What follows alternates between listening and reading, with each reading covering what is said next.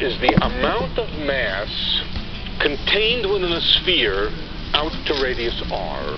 Not of a constant mass at the center, but a varying mass which varies like m of r. And in that case, v is constant, doesn't change with distance, and therefore we find that m of r must grow like r. M of r increases as you move away from the center. And so as you move out, this is not the mass density, incidentally. This is the total mass within a radius r, apparently increases linearly with r out to the outer boundaries of a galaxy, and even beyond that. At the moment, it looks like a piece of luck that the velocity curve is just flat. And I don't know a good, substantial, simple argument about why that's the case. Three-dimensional time can be used to account for the anomalous rotation curves of galaxies without appealing to the presence of dark matter. The expression used in Susskind's example, where mass is a function of the radius, could be used in an alternative way to mathematically argue that there is an increase in the passage of time as the radius increases. For simplicity, we can substitute the basic temporal definition for mass with m, letting the variable n equal 1 for simplicity. Since we are dealing with a change in the passage of time relative to a gravitational field, as opposed to dealing with some mass, we can drop the minus sign. Since the t² term is proportional with the units for g and v squared, only the passage of time term can vary. Therefore, the passage of time can be a function of the radius such that the passage of time increases with the radius, consistent with Einstein's equivalence principle. This tells us that the relationship between inertial mass and gravitational fields can remain consistent while the radius is a function of the center. Dark matter's invisible presence is everywhere, or so it seems. Science has not directly proven dark matter particles exist. There are many suspects, but no answers. And observing something you can't see isn't easy. Dark matter has yet to be detected. We haven't detected an actual dark matter particle. It has two very important characteristics. The first is that it does not interact with light, so it does not emit and it does not absorb light, and it interacts only through gravity. So how do we study dark matter? Well, one of the primary mechanisms we have for studying it is through its gravitational effects. If you scan the sky with a powerful telescope, you'll discover that in certain directions, the image is distorted. It's as if you're looking through a very big droplet of water. Basically, the idea behind gravitational lensing is that you're looking at the light traveling towards us from a distant source. So in my analogy, the candle is a distant galaxy, and I'm an astronomer on Earth looking at this distant galaxy through my telescope. And in between us, there's a giant clump of dark matter. A wine glass can be an optical lens. And as I look towards this distant galaxy here, we see features like rings and arcs instead because the light has been deviated through the medium, through the lens. This is just a little illustration to get you to understand gravitational lensing a little more, that the shapes of the galaxies are distorted in this spherical pattern. We see a ring and we see arcs, and all these shapes are distorted. The explanation is that gravity bends light. And this is a nice picture of the concept. If gravity is bending light, the images you see get distorted. The problem is, or the remarkable discovery is, that the light is getting bent even where there's little or no visible matter. No presently known form of matter fits the bill for this other stuff. It might be better to refer to the cosmological dark matter problem as the excess acceleration problem. Dark matter is an unfortunate name. The name sort of sounds like mystery mongering. It sounds like a cover-up somehow. If we just talked about excess acceleration, which would be more accurate. What's actually observed is that things like stars and galaxies don't move the way they should according to the laws of gravity. There's some extra acceleration, as if there's more stuff that's exerting gravitational forces. We have already examined how three-dimensional time can be applied to acceleration. Acceleration involves a temporal displacement, lessening the rate of the passage of time as the object begins to transversely move through space. Deceleration involves a spatial displacement, lessening the rate of the change through space, followed by an iteration of repeating diminishing lengths of space as the frame of reference concludes transversely passing at an increasing rate of the passage of time.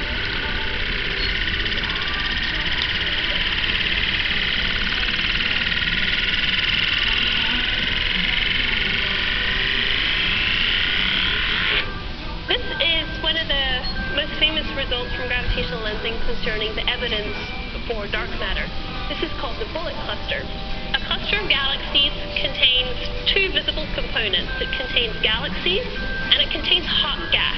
The hot gas is actually a lot more massive than the galaxies are. It's actually two clusters of galaxies that have collided through each other.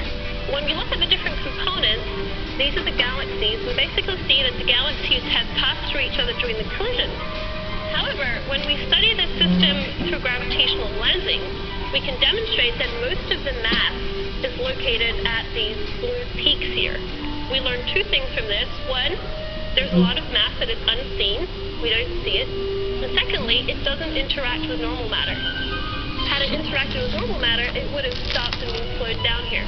We can compare the location of the stars and the galaxies and this hot gas that emits an X-rays, and we find that all the normal matter is located within the dark matter scaffolding.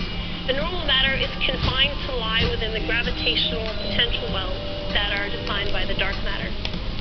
If we apply the new equivalence principle to dark matter and dark energy, it becomes apparent that when we look at extremely distant objects, or when we look at extremely massive objects, such as galaxies, we're not only looking at 3 dimensions of space, we are also seeing 3-dimensional time.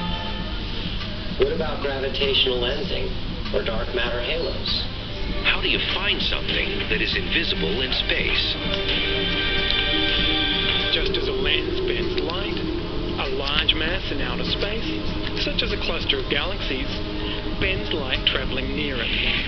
This is known as gravitational lensing. The bending affects the light reaching us, distorting the image we see of whatever lies beyond the mass. By tracing the battered light's path, gravitational lensing detected dark matter concentrated in the halos of galaxies. Now, looking at the distortion of light as it goes through galaxies, we actually have maps of dark matter. When people found dark matter, everybody wanted to know, well, what is it, you know? If time is really 3-dimensional, affecting our observations of distant objects in space, then we really do need to take it into consideration. Using the temporal 4 vector, we can see that there's one space component to 3 temporal coordinates. Recall what each temporal component corresponds with, and how they relate to the temporal definition for mass. As t squared, or linear time, extends, both the period and present time components extend such that for any given moment, the slope between periods to present moments is 1. In this case, both the passage component and the mass are unchanged. The net effect of this is that the mass can be set over a single spatial coordinate for an extended period of time, such as a point particle mass.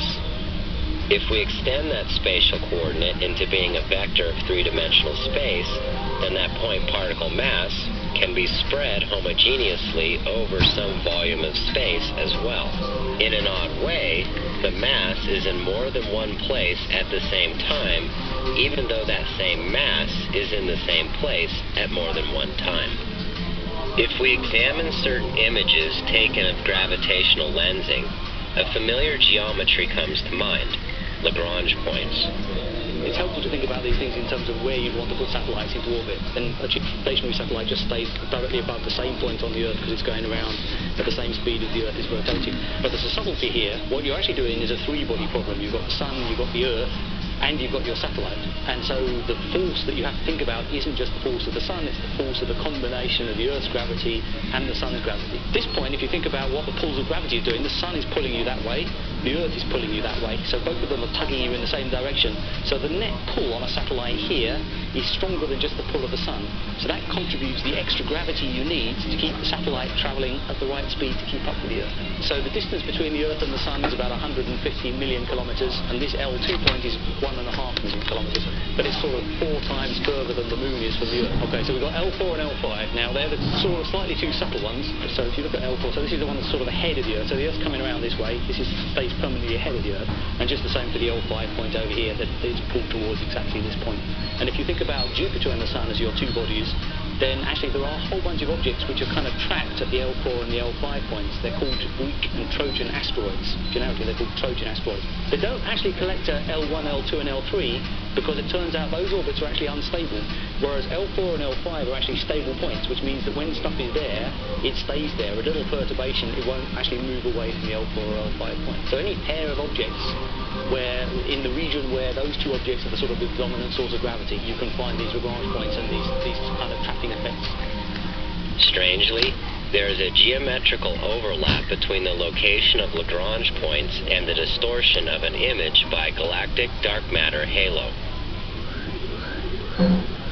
Images from the Hubble Space Telescope show a distant galaxy framed by 4 images of the same supernova, a kind of mirage that's been dubbed an Einstein cross.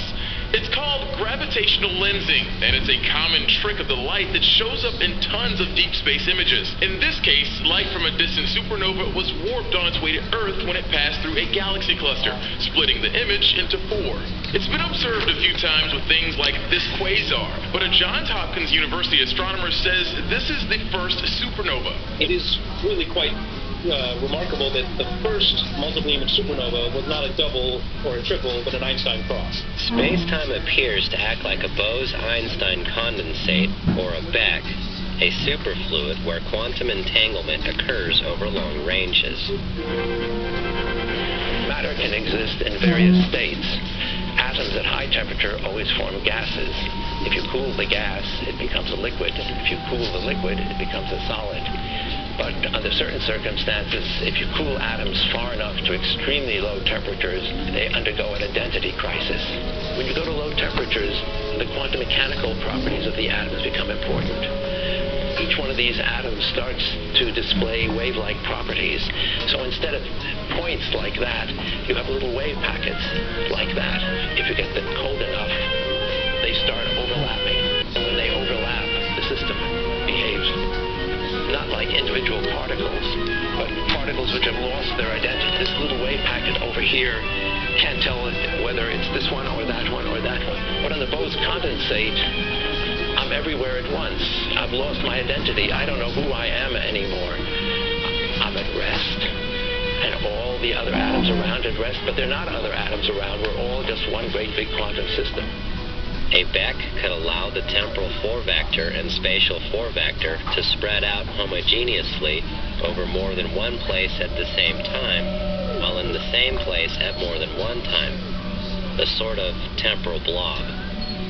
But it's kind of like a mass that keeps getting bigger and bigger.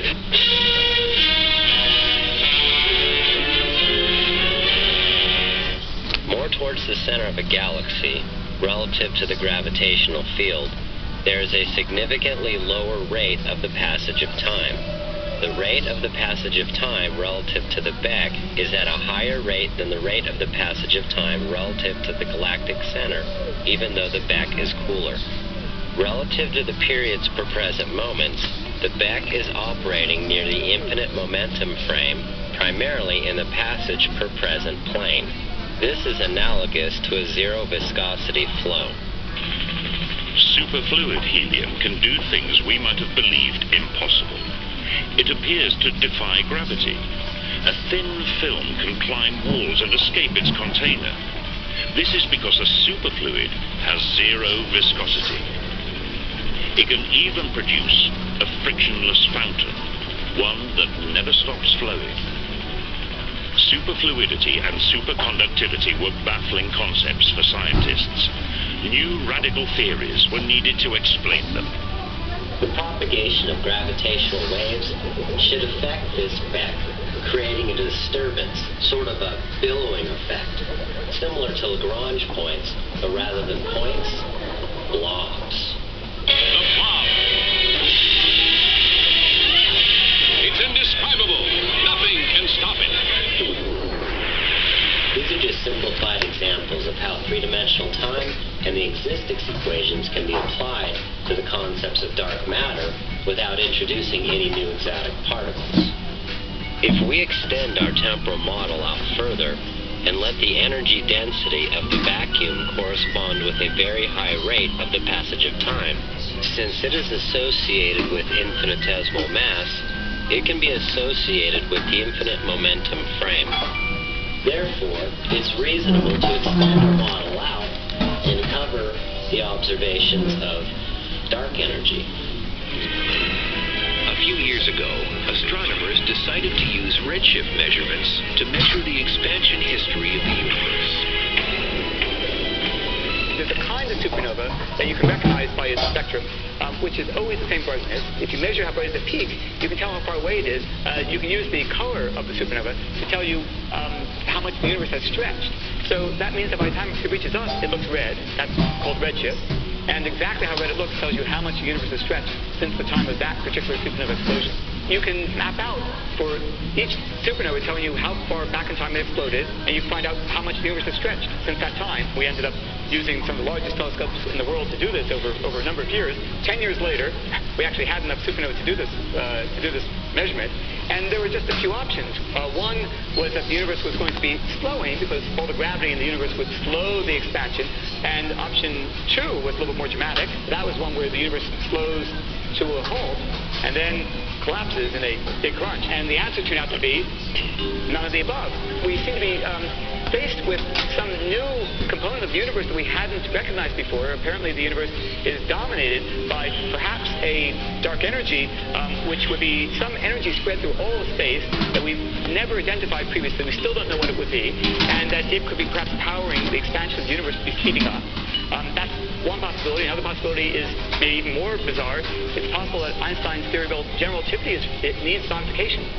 However, if we're going to use three-dimensional time to account for dark matter and dark energy, we're eventually going to have to face the big question. What about the Big Bang? How does three-dimensional time affect our observations of the Big Bang? Since the present time coordinate is not dependent on the periods of time coordinate, the concept of a beginning of time doesn't really make much sense.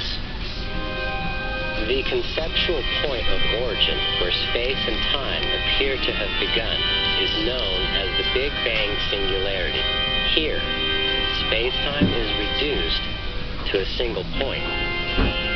On the other hand, when viewed through the lens of three-dimensional time, it becomes nothing more than a temporal vanishing point. It can be argued that modern cosmology is a collection of artifacts resulting from limiting time to a single dimension. The idea of a beginning or ending of time is nothing much more than a temporal vanishing point. My name is Fred Hoyle. I am the inventor of the well-known words Big Bang to refer to the origin of the universe, but I'm afraid I don't really believe in the Big Bang. I'm, generally speaking, not a believer in popular theories. So what are the mathematical assumptions that go into the Big Bang theory anyway? The Doppler effect has been the best explanation for why we see a redshift in distant light as we look further and further into outer space at more distant galaxies.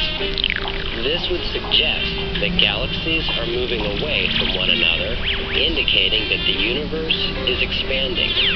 On the other hand, what if light itself becomes redder as it travels over greater and greater distances through space, or due to some kind of unknown physical phenomena. If we lived in an infinite, unchanging universe, the entire sky would be as bright as the sun. But the sky is dark at night, both because the universe had a beginning, so there aren't stars in every direction, and more importantly, because the light from super distant stars, and the even more distant cosmic background radiation, gets redshifted away from the visible spectrum by the expansion of the universe. So we just plain can't see it. On the other hand, couldn't it be the case that light redshifts on its own after having traveled for vast periods of time? As an alternative to the Doppler effect, three-dimensional time can be applied to frequency, wavelength, and the speed of light, and successfully account for cosmological redshift. Let's examine a moment of undisturbed travel of a single photon. The difference between the final mass and the initial mass of the photon equals 0. There is no change in energy or momentum of the photon as it travels, undisturbed for a period of time. So that the mass of the photon doesn't change in order to maintain the conservation of energy, the passage of time must decrease proportionally as the period of time increases. Since there is a change in the period of time for a single photon, the passage of time decreases relative to the observed frequency of the traveling photon, and the photon appears to have increased wavelength. The period of time for a traveling photon increases proportionally with distance. Since the passage of time decreases as the photon travels through spacetime, the wavelength of the photon becomes longer relative to some observer in a non-relativistic frame of reference, say that of an astronomer billions of light years away. Well, what about the expanding universe?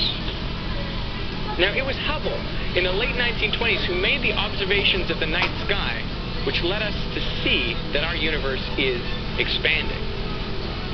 So imagine a point so far out there that the average recession velocity is the speed of light. So that would form a sphere, which we call the Hubble sphere. The observable universe is larger than our Hubble sphere. It's actually limited by what's called the particle horizon. The observable universe has a radius of over 46 billion light years. The diameter is about 93 billion light years. And 13.8 billion years ago, everything in that volume and everything beyond it that we can't see would have been compressed into a tiny, infinitesimally small point that we call the singularity. We can reinterpret the scale factor in the cosmological equation of state, the Friedmann equation, and apply it to 3 dimensions of time rather than 3 dimensions of space.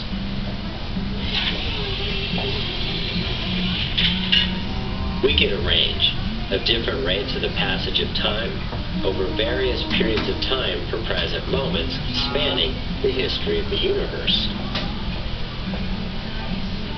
The basic question that we want to answer in cosmology is, what is the history of the universe? It really boils down to what is the time history of the scale factor. Time plays a major role in cosmology and arguably is its most central concept. The Friedmann equation says that A dot over A squared is equal to 8 pi G over 3 times rho plus maybe 1 over A squared or something. But it always comes in 8 pi G over 3. The lambda was introduced to get rid of this nasty 8 pi G over 3. It's called the cosmological constant. It was introduced by Einstein. It's also the thing which the newspapers call dark energy. There are basically 3 components to the energy density on the right-hand side. Let's call this matter, rho matter. It's just the mass within that region. I guess I called it M at one point, the mass within the region, divided by the volume. Rho, let's call it radiation. Energy density in radiation, instead of being 1 over A cubed, is the subconstant divided by A to the 4th power. All right, there is a third component of energy, what I'll call rho naught, and that's vacuum energy. Dark energy, cosmological constant, all the same thing. And what I will tell you about it is it doesn't depend on A at all. It's energy that's there in the vacuum. It's the component which does not go to 0 as A gets bigger. In fact, you can think of it as a constant of nature. It's a number. It's there. It's there in the vacuum. I'm just going to write rho naught equals rho naught. It doesn't change. And it's A is equal to E to the square root of 8 pi g rho naught 3, I'm not going to write it, times T. Exponentially increasing. Now, with a little bit of work, you should be able to tell me how A depends on time for a given W. Then you can find out how the universe expands to any value of W. With one exception. What's the exception? W equals minus 1, we'll see why, is exactly this vacuum energy here. If W equals minus 1, that says that the energy density doesn't depend on A at all. 1 plus W in that case would be 0, and we would just have C divided by A to the 0, and A to the 0 is just doesn't depend on A. The scale factor for each component of the energy density of the universe can be substituted with a temporal scalar. This underpins the expansion of space as the explanation for cosmic redshift, conceptually replaced with the expansion of time. Notice that the scale factor for the matter density component is cubed. Since we are treating mass as a three-dimensional temporal scalar, we can reinterpret the scale factor for the matter density component as a temporal scalar. Furthermore, the scale factor for the curvature component can be reinterpreted as the one-to-one correspondence between periods per present moments defined as linear time. Finally, the scale factor for the radiation component, raised to the fourth power, comes from the Stefan-Boltzmann law expressing the scale factor as a function of temperature. There is an inversely proportional relationship between the passage of time and linear time relative to inertial mass and relativistic momentum. This is easier to understand when examining the expressions of thermodynamics and how they relate to temporal mechanics. In a closed-loop thermal system, such as an idealized heat engine, the inversely proportional relationship between temperature and the change in entropy can be used to set the heat engine into motion. Substituting the passage of time for temperature and substituting linear time for changes in entropy, the thermodynamic expressions for a Carnot heat engine can be used as a mechanism for the evolution of time. Now think about this equation today, at the present time. How much of adding up to the right-hand side comes from radiation? How much comes from matter? How much comes from dark energy, lambda? And how much is left over in this curvature term? The ratios depend on time because they scale differently. But the ratios today are called omega. The ratios are omega R, omega M, omega lambda, plus omega curvature. In other words, the omegas are the fraction of h squared today contained in each one of these terms. If we apply the scale factor to temporal dimensions, the exponential growth of time intervals applies to either 1, an increasing proportion of periods per present moments, or 2, an increased rate of the passage of time. The first corresponds with massless particle propagation, and the second corresponds with inertial mass and momentum. Changes in the passage of time coordinate can occur without affecting the slope of the arrow of time, and vice versa. So a model then, again, a model consists of a specification of these values, but you don't measure them completely. Some of them you measure, some you don't measure, but you just feed them in, grind the wheels, calculate A of t. You're juggling various things, but once you have a model that fits these two pieces of data, okay, then you have an A as a function of time, and you can read off it what A today is. Where did you get those? I didn't get them.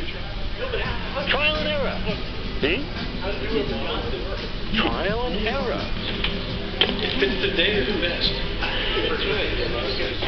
This one is not important. Everybody knows that this is not important because you measure it directly. It's just too small to matter. Some of them, look, this one here is more or less measurable directly.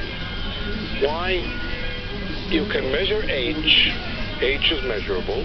And you can measure the dark matter and the luminous matter together.